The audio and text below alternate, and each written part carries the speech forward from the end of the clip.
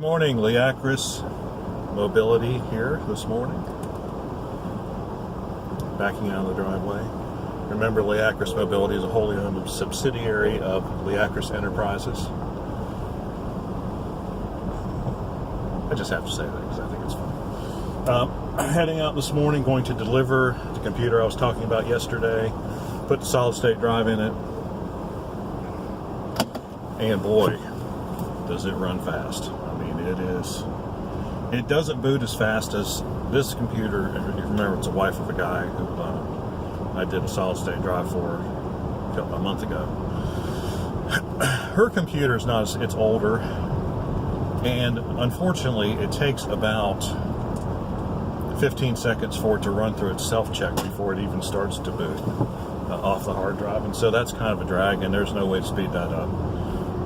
Fast boot is on in the BIOS settings, and so can't do much about that. But once it gets past that startup, that self-check, when you press the button on the computer, the motherboard immediately starts running through a self-check diagnostic to make sure everything is good, or at least good enough to go ahead and start the operating system. And so, in case you didn't know what that was. And so this one takes an extraordinarily long amount of time. Like my laptop runs through the self-check in about 2 seconds. It goes beep, and then it starts loading Windows. And most other computers do too. Or they'll give you like 2 or 3 seconds to hit, F2 or F12 if you want to boot off a different device. Or that depends on the manufacturer. But anyway, it's fast. It's responsive.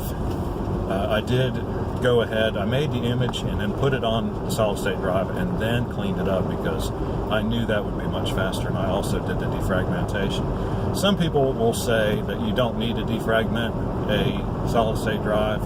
I beg to differ, and it does wear it out a little bit quicker, but if you're talking about thousands of hours of use, I don't think running a defrag once a month is going to really put a dent in its lifespan. Now, I would not set it to run like every day or something like that, but every once in a while you can tell the difference. People who say they can't aren't paying attention, or they don't have a stopwatch, because I use a stopwatch on my stuff. When I'm trying to determine whether or not a defragmentation is worth doing or not, I always use a stopwatch. How long does it take to load a file? How long does it take to boot up the machine? These are all important questions, and you can't have an answer unless you pull out the stopwatch and see what the heck's going on. So it does make a difference. Wow, that sun is bright this morning. It is a clear, it's 36 degrees. Amazing. It's nice though. Went out and took Lincoln for a walk. He liked it. Of course, he's made for winter. German Shepherds like a little cold air. They love to go out and lay down in the grass. They love it. Anyway, so I'm going to go deliver this computer. And then I've got another computer to deliver if I can get a hold of the individual. His was kind of a failure on my part. I thought I could replace some capacitors on his motherboard, and I did. And, I guess I'm just officially giving up on the idea of soldering stuff because I just can't do it. I don't know. I think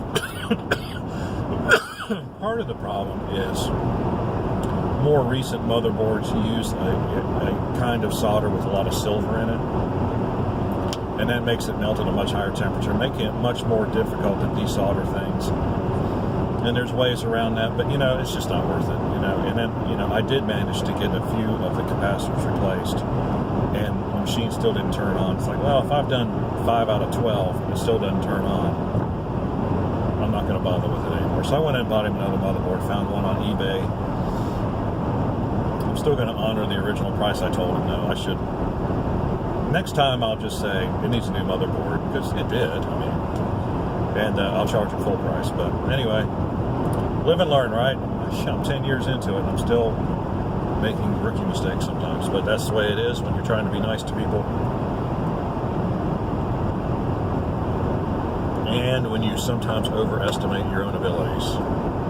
It's so much easier just to take a part out, even if it's a motherboard. Take it out, put another one in, hook everything back up, it works. But You know, it literally took me 15 minutes to do that yesterday with that machine after I messed around trying to solder, desolder for like 3 hours. So, what can you do?